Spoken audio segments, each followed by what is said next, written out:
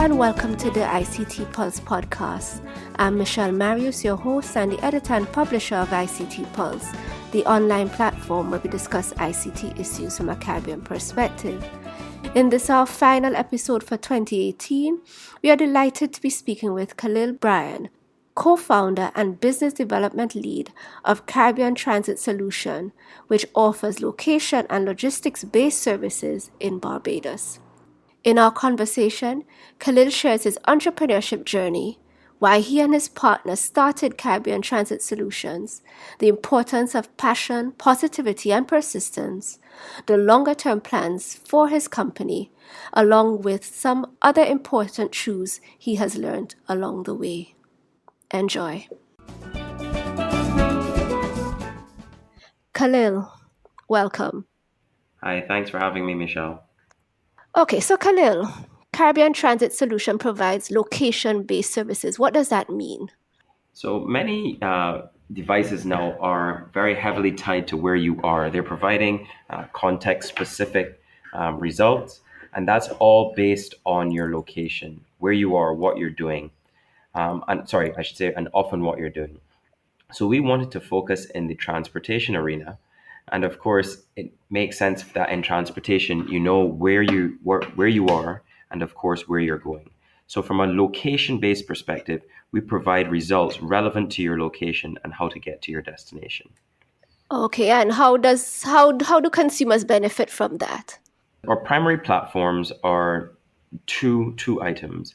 One is Easy Track, which is our base platform that provides a lot of our tracking information for vehicles. We sell that to fleet managers, people that have large fleets, so we can give them information on where the vehicles are, but not just on where their vehicles are, also on how they're being used, how they could make their efficiency better. So are your assets being utilized at their optimal capacity, or is there more capacity that you could get more out of the assets that you've purchased?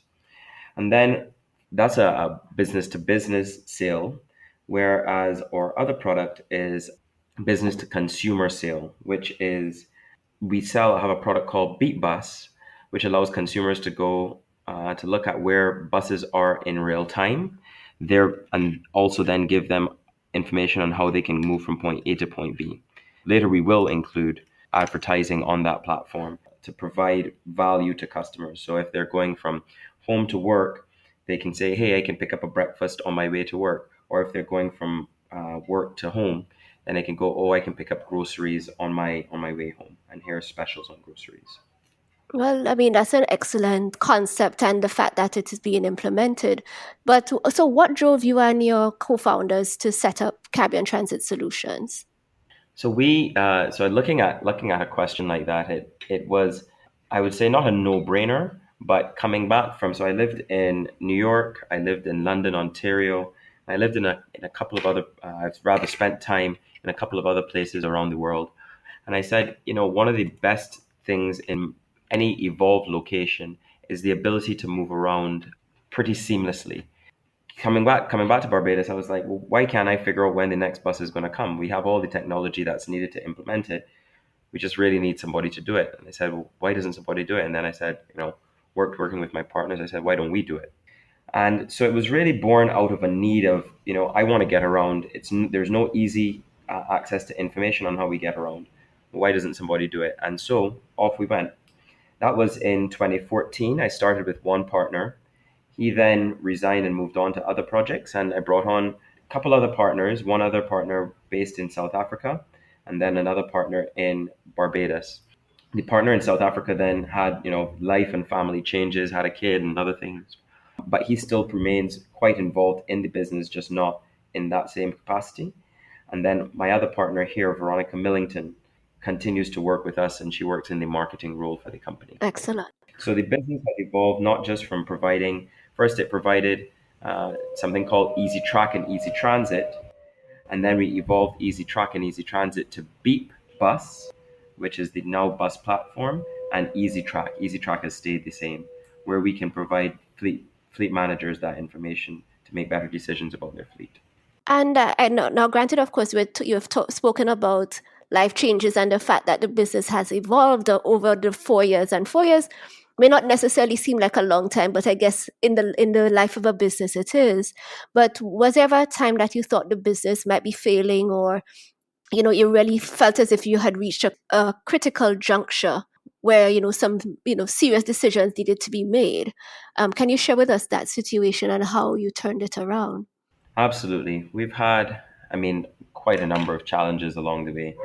There were times where we were down to our last few $100s in our bank account and had to do payroll and had to do a number of other things. And we've seen. I can't say we've seen it all, because thankfully we're still here to tell our story.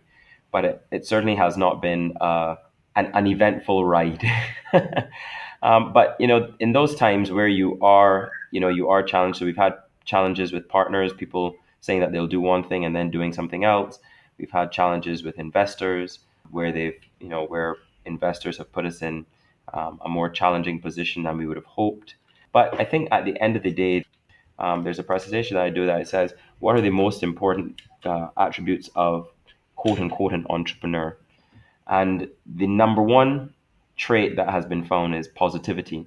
And I'd have to agree, being able to wake up in the morning and go, okay, well, that was yesterday. Whatever happened yesterday, that was yesterday. Here's what we can do today, allows you to get through so many of the challenges because you're not sitting there just focused on why it can't be done or what's blocking you, but rather how you can get it done and how you're able to accomplish it. So that really has been, in times when it's been the most difficult, waking up and just seeing, okay, here is our vision, and being able to look to a vision and being able to look to what you've accomplished and being able to celebrate. My colleague Veronica would say, celebrate the small wins. That's one of her big mantras. Very, very important, because you're not always going to be up, but when you're down, can you look back at those times where you did have a win and go, all right, we can get back to another one of those. And often we probably achieve a higher win than we had before. Understood. And I wonder though, would you say that you sort of celebrate the successes that you have or that have been made, the strides that have been made, as the best piece of advice you'd give a fledgling tech startup? Well, hopefully we're not advising fledgling tech startups, but rather promising tech startups. But I totally hear what you're saying. Mm, Uh, yes, I think that you do have to, one, have a strong vision, right? You have to go for something that's way bigger than you, and something that, this sounds really corny and really cliche, but find something that excites you a whole lot and scares you a bit, right? Because what's the point of doing it otherwise, right? If you do absolutely. something that's only in your comfort zone, and okay, yes, you can do it. Of course, you can do it.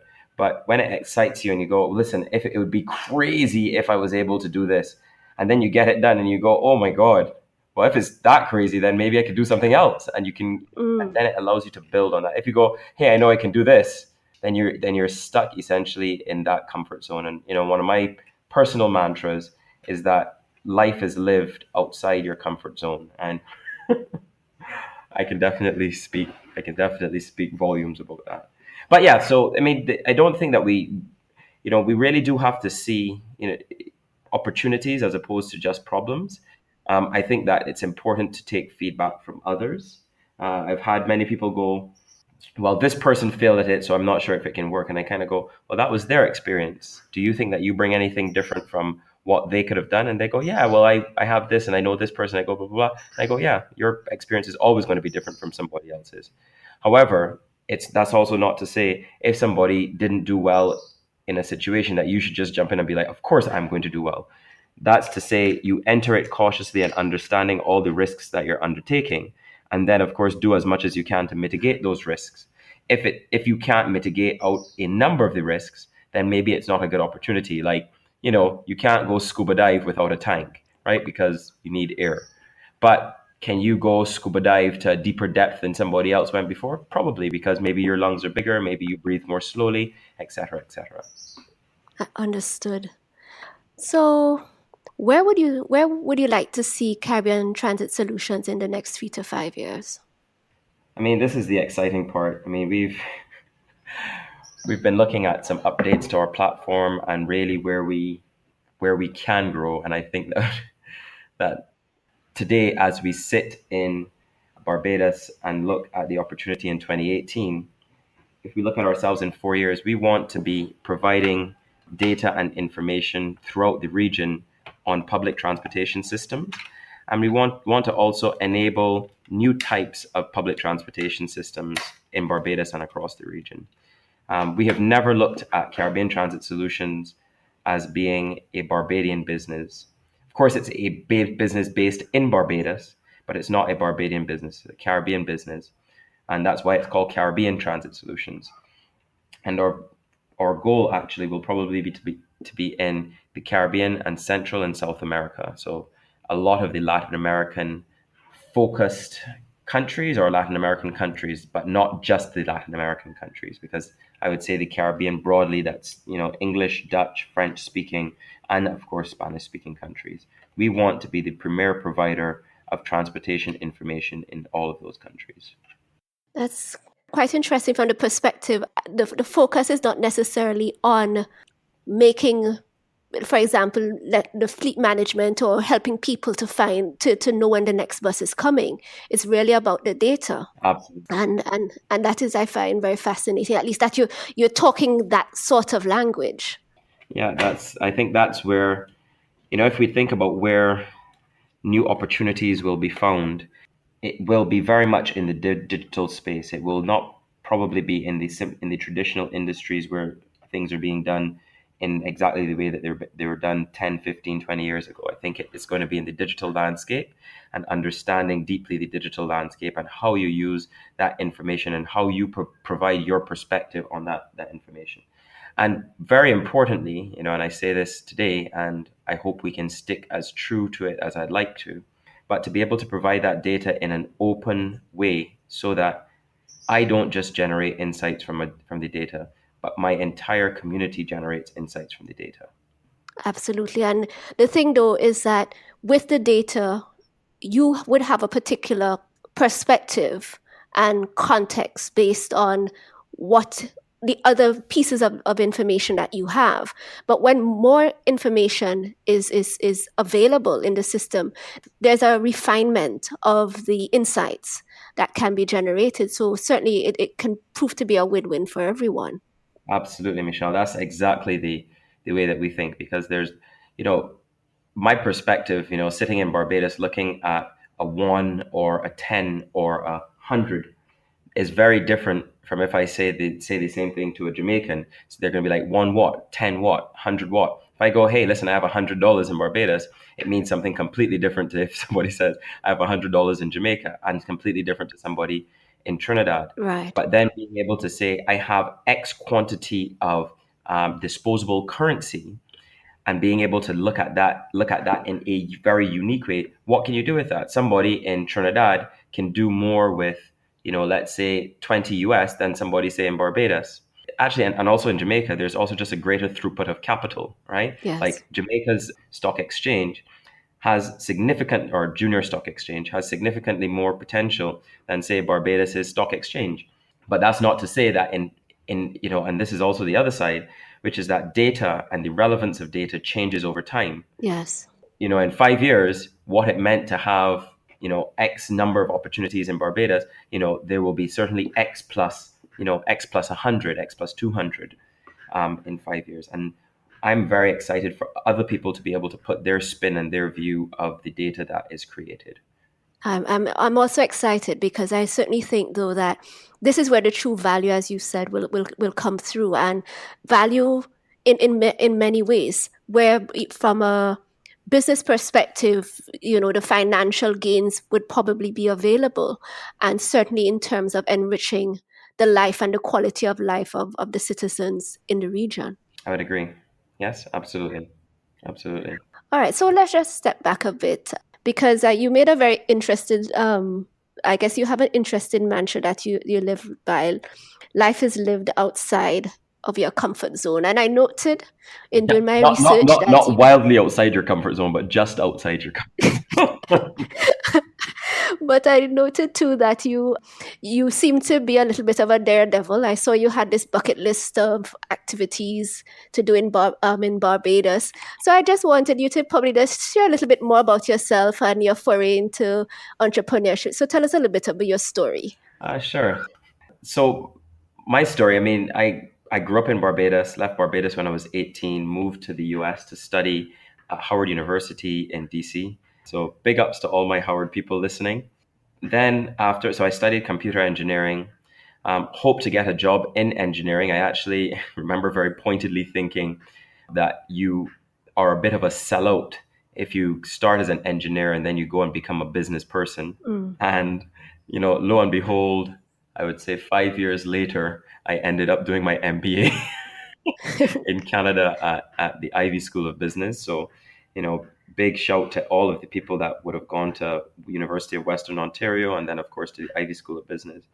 And, I've been very fortunate to, one of the things that I think is really incredible. Trevor Noah says it.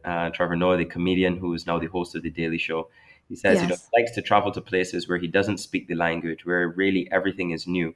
And his joke, of course, is that he goes to Scotland where, nobody speaks English, right? Mhm. Yes. But the real, my experience is that traveling the world and experiencing it from the point of view of truly a baby or like a novice. I went to South America when I didn't really speak Spanish. I spoke really bad, broken Spanish. I went to Brazil and I was able to speak, I spoke zero Portuguese and then I learned Portuguese. I've been over to China, I've been to Cambodia, I've been to, a number of places in the Far East. And it changes your perspective. I mean, you think that the New York subway is one of the most evolved in the world, certainly in this Western part. You might go to London and say the tube is. And then you go to somewhere like Beijing or Hong Kong, and you realize that in New York, you're like, why can you still fall onto the tracks in New York? Mm. In Beijing and New York and in Hong Hong Kong, Kong. there's just no way to do it because it's all completely sealed off by glass, and many of the trains are actually not operated by people. There are people there, but they're operated all by computers. And of course, there's a huge Mm. difference. One was built in the 1900s, and the other was built in the 2000s. But it changes your perspective on what of course, my thrust is often transport and how does transport tie into technology and how can you use the technology to get more information and present the information differently. So I've been very fortunate, as I said, to travel. I saw the world. I did the two highest bungees in the world. I went to South Africa and I did one bungee that was 200 and I think 27 meters. And then I went to Macau and I did the other bungee, which is 233 meters. And apparently there's now a new bungee somewhere in China that's, I think, 140. So, I'll probably find myself there somewhere in the next few years. But and that's not to say that I'm not scared of heights. Like I go to, I'm on top of a roof and I go, geez, I don't want to look down. But facing your fear and doing something that's really outside of your comfort zone. And, I left what would be a very comfortable job at PricewaterhouseCoopers in New York, really the epicenter of PricewaterhouseCoopers' activities, after learning a lot for 4 years and jumped into a very uncertain industry. I've made personal sacrifices, certainly made financial sacrifices to create something that I think is going to generate immense value for us as a Caribbean people. And sorry, the last bit, let me just, I'm mindful of time, but a piece of what, I look at as one of the hopes for, you asked what we did want to be as a business, but as a community and as a nation, I want the Caribbean, when I close my eyes in, I hope, 50 plus years, I hope to have the Caribbean as a nation, much like the European Union is represented as a group of nations, where we really are thinking in the same direction and see ourselves not as just isolated island states, but really as a unique, concentrated group of people that are thinking in the same way and want to achieve the same thing for all of our people. So, a big part of that is having freedom of movement. It should not cost me $400 to go over to St. Lucia and $300 to go to Miami.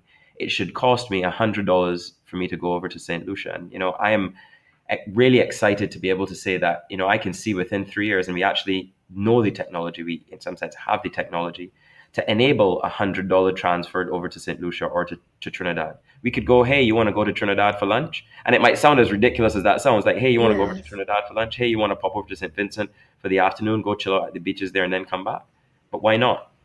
Like, why not? And I almost guarantee you, if I have my way, if we have our way and our opportunity, if we can create it in the way that we see, we're going to build that and we're going to make it happen. So it's pretty exciting. It's a dream that that excites me and scares me a whole lot.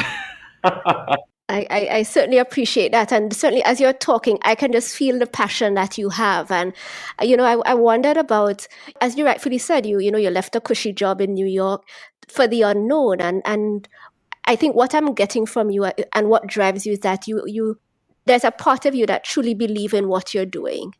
And hopefully, it helps you in terms of gives you an income for you to live at this point in time. But I get the sense that even if it didn't, you believe strongly in what you're trying to build, and therefore, as they say, it's not work. Yeah, Is that true? yeah. It's not work. I mean, yesterday we looked at a very, and I won't be able to divulge the. I sorry. Let me just step back.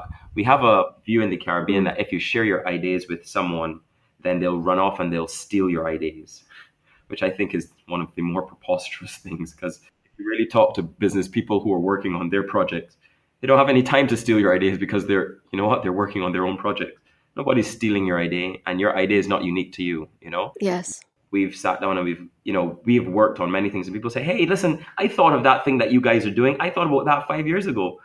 And it comes back always to this simple point that it's all about the execution. It's never about the idea, because once you think it, 10 other people can think it. In fact, we think that probably 1,000 or a few thousand people think it. But yes, it's absolutely to be passionate and to create the environment to for ideas like these to thrive. We are now meeting young people that are going, oh man, I wanted to live in Canada because nobody's doing this stuff down here, but you guys are. And I'd come back, I'd want to work with a company like yours. Notice I said with a company like yours, not for a company like yours. And I said, yes, that's exactly what we'd like. We'd like you to work with us and help us grow, and we help you grow. And if you ever want to go and do something else, go do it. But we want to create an environment that, and we are, myself, I would say, someone like Gabby Abed and Oliver Gale, creators of M Money and Bit, we're creating an environment where people can live and work and play in an absolute paradise and create things of value that are recognized around the world. So yes, would I do it even if it wasn't provide. I mean, you have to provide provide Yes. for your basic needs. I say, when I write the book, because I plan to write a book, because apparently that's what you do. Not just because that's what you do, but I actually really, I think that I've had some really cool experiences, and I'd love other people to say, hey, listen, how can I do it? And I'd love to share my experience. But as I think about writing the book, there's a time when, I looked at my dogs and myself, and we had one can of sardines or can of tuna. I think it was a can of tuna. And I had to figure out, do I feed myself or do I feed the dogs? And that wasn't so long ago. That was 2015. Yes. And, I had, I think, $80 or $70 in my bank account. And that was all the money I had. I had taken all of my life savings I had. And so, you kind of had to suck it up. And I moved back home, and that was one of the personal sacrifices I made. You're going to move back home, and you're going to live at home for a few years until you can get to a position where you're comfortable. So yes, would I do it even if I couldn't? I definitely did, and I certainly would again. Excellent. So, what is it like being an entrepreneur in Barbados? And what do you think of the country's startup environment, its startup culture? It's changing, so I think that's a really positive viewpoint of the company culture, the startup culture. I think that we are still very much in the colonial system where you are not allowed any failures. Failure means that you're not good, and therefore you should not be trusted. So there's very much of the you are not allowed to fail, but do as well as you can, and everybody should be an entrepreneur. Yes. So it's, there's that dichotomy. So I'm glad that you asked about the startup culture as opposed to the entrepreneurial culture, because Mm. you know, I have a concern where people are using this word as an entrepreneur as being this buzzword. It is. And I have the same concern. Yeah, I hear it all the time. It's like it's sort of this sexy thing, you know? yeah. But And yeah. it's quite unsexy, one guy that I spoke with, or that I speak with, a guy named Carlton Cummins. He's another Barbadian guy who's recognized in England and in the UK as Shell's Entrepreneur of the Year. And he said, Khalil, the majority of time I spend sitting down testing batteries. What he does is that he's providing an alternative to what Tesla's Powerwall would do, Mm. where he's using end of life batteries, repurposing them, and allowing you to use them in a new, different way. Hmm. Being an entrepreneur, starting a business is completely unsexy. You sit down and you do a model. I know that I've spent at least 500 hours just working through a financial model, and it's been updated and changed. And we look at it and you trend against it and you figure out how you're going to execute against this model. And it's scary, frankly, most times. But it's unsexy. You're looking at spreadsheets, you're looking at Word documents, you're modifying things so that you can send to people. And then there are some times where it is really great, where you do get a really cool breakthrough. But the majority of time it's doing something super unsexy to create something that actually is of significant value. So the startup environment in Barbados is growing. I want to speak positively about it and say there is certainly more investment being made. I mean, we were the first company to receive investment in Barbados through the Angel Group. But we need more people to create new innovative products. You can't get investment if you're going to just do Me Too products. Like, nobody's investing in Me Too. Hey, yeah, I have an Uber startup. Well, me too. I've got a bake shop. Well, me too. Like, the real innovation can come, and I say this on the flip side of this, which is that real innovation can come from repurposing a product relative to your particular cultural context. So yes, an Uber startup is good, but not if it can't service your local community. Not if you can only accept credit cards and your credit card penetration rate in your country is less than 30%. Hmm. That is not a viable solution. But there are people doing, like M-Money and M-Pesa. M-Money is a repurposing of M-Pesa. 90% of actually 120% of people in Barbados have cell phones. I think it's something like 60% of cell phones are smartphones, but people don't have data. So how do you adapt your technology to facilitate that? Do you start deploying data points around the island? You have to then figure out, how do you make this work within your cultural context? And I think more people are seeing that, but we need more people to do that so that there can be more investment, so that there can be more growth. So it's definitely a catch-22, but we hope that we are one of the catalysts to spur that on. I hope so too.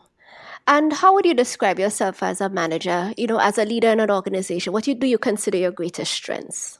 In a very cliche fashion, I say that I am not, so we don't have titles like CEO and CMO outside of our business plan, Yes. because it, everybody's so, you go to startup conferences and everybody's the CEO of this company and the CMO of this, or the CTO. And I go, is the company making money? Are you growing? Like, how do you motivate your people?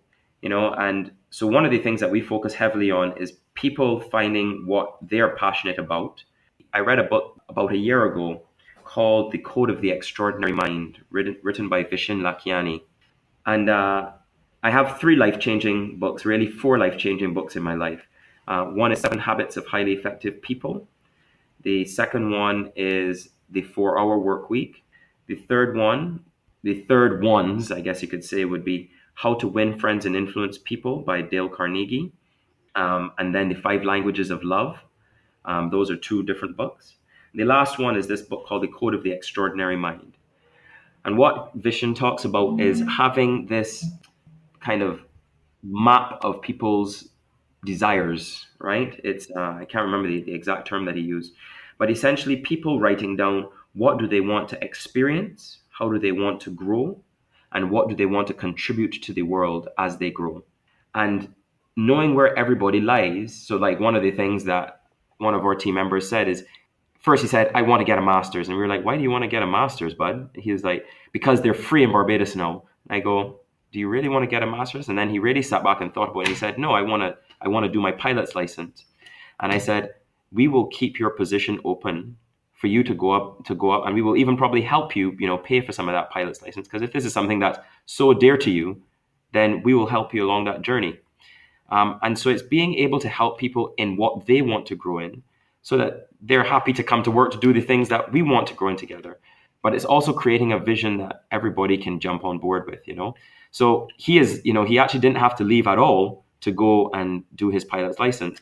He actually was able to do it here. And we were able to give him the time off to be able to study for it during work hours, whenever. We were able to increase his salary so that he could pay for, the additional expense of doing this thing. So it's being able to help people grow in the things that they want to do, much more than the things that you want to do. Because if they're doing something that they love, of course, and you're helping them do something that they love, of course, they're going to want to do something that you love. So I think it's listening, having open conversation.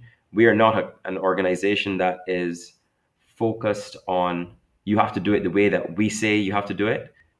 Two of our biggest points, everybody that knows me goes, you can't go to Khalil and say, how do I solve this problem? Because my first question will be like, well, how do you think we should solve this problem? Because if you are working on something, you clearly have tried 3 or 4 different steps. So present those, and then let's work on a better, on a solution. Or we can just say, hey, one of those is the best solution. And then the other side is that we focus on solutions, not problems. We focus on, and I need to say that in a different way. We focus on solving the problem. We don't focus on the solution. So it's not saying, hey, listen, yes, transportation is going to be improved because we have an Uber service. No, it's saying, how do we improve transportation? And if you try an Uber service, which is an Uber type service, which is what we call beat cab, like a taxi booking ride sharing service, and it doesn't work, then you're not going to keep on beating that until it does work. You're going to say, okay, well, what else do we need to try? How else do we tweak this model? Because the problem is solving transportation. The solution will adapt itself to what is the time and what is the output, Yes, and that's an important point, that sometimes we focus so much on what the solution is that we haven't framed the problem correctly. Right. So on the flip side, because I asked what you considered your greatest strengths, what are the things? Is there 1 or 2 things that you probably wish you were better at? So let me go ahead. So to answer the strength question, I think that being able to see the big vision, and being able to see how it connects and touches all of the people in the ecosystem is the overused word, but within that ecosystem that you're operating, I think is one of my strengths. To be able to find a win-win for the outcome is one of my strengths. I have done leadership tests, and I've done profiles that say, hey, you are able to bring people along with a vision. You're able to do this. But one of my greatest weaknesses is attention to detail. People always, it's so funny. When I was doing job interviews in the US, people had all these tactics of things that they would say, like, what is your greatest weakness? And you go, attention to detail is one of my challenges. I'm such a perfectionist that sometimes it takes too long to get that out. Well, I can honestly say that perfectionism is not my strong suit. Right. I am very much a person that focuses on get it to the market, test it, and let them give you feedback. Because if you try to perfect it and have the perfect solution, you may never get it to the market, and you may get something to the market that they don't even want, right? And that comes from you asked about some of the books that I would read, but one of them that is a guiding principle of our company is the lean startup. There's this vision of the lean startup and being able to build, measure, and learn from it. So it's create a minimum viable product, get it out to the market so that we can get feedback on that product. I have one of my challenges is that, like, I'll read through an email and I will see what I want to see, and I'll send it and then realize that there, and little spelling mistakes. So I have had to put systems in place to be very deliberate on my attention to detail. So Now, whenever I send off an email, I have to take the extra, whereas other people can just read through it and catch mistakes and spelling errors and they just jump out at them. I have to have the system actually read back that email to me. When I'm producing a document, I do the same thing. So I have had to learn that my strengths, or rather that my weaknesses, I have to put systems in place to be able to manage those. I also, one of the biggest things that I have also learned is that you cannot do anything without a team. And that's not even a learning point. That's just a fact of life. Yes. We have an amazing team. I was saying that, yesterday we had a breakthrough. We were using augmented reality to show people, I held up a business card and I said, what am I holding? And everybody goes, a business card. And I go, suppose I told you that I'm holding a maxi taxi, bus stop, and a bus shelter all in my hand. They were like, you're crazy.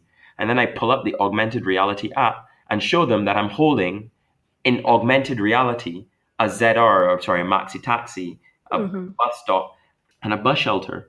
People sat down there, mind blown. But this is not, for me, I couldn't have, not that I couldn't have, but I would not have thought of creating this. This is what one of our team members, Seth Pierce, he created. And, I was just blown away. But for us to be able to deliver that type of value and something that exciting, and we see how else it can be used within our app, it just continues to wow me that yes, everybody has a strength, and you, to be the best that you can be, have to capitalize on their strengths, and of course realize that you just the one thing that you know is that you don't know everything. So Yes. Oh, that is so true. So, Khalil, just my final question. So, now at this point in your life, what are one or two things that are on your personal bucket list? My personal bucket list, I want to do more traveling. I enjoy doing mini retirements. I did my first mini retirement when I believe I was 25. I was 2010, 27. And I took 3 months off and I traveled through South America. So I want to do another one of those. I want to travel to Germany, Costa Rica. I kite surf, so I want to go to places that, of course, I can kite surf. Yes. On my professional bucket list, which is the part that actually really excites me, and I can actually say this unashamedly, one of the reasons that I'm super excited to get our intra-island transportation system working effectively is that I can kite surf all across our beautiful Caribbean. It's as selfish as that. Listen, I want to be able to, and I probably will offer discounts for the kite surfers who come on our on our transport, because right now all the golfers who can afford it get all the discounts. Well, we can give the golfers discounts as well, but we want to give people who want to go and experience our Caribbean, the opportunity to do that. So for me, that's I don't want to say dying goal, but that's what I'm, and I can see how we're going to do it. It's actually tangibly right in front of us, and I'm really excited. But my personal bucket list, do more travel, spend time with friends and family. The most important thing that for me recently that's been giving me, joy upon joy upon joy, is just being able to spend time cooking with friends and people that I care about. I'll invite them over and we'll just make a meal and have great wine and chat. And it's as simple as that, spend time. I have a personal mantra that I say every day, but a part of that personal mantra is to have the wherewithal to be able to spend time with friends and family. And that's really it. It's pretty simple. Excellent.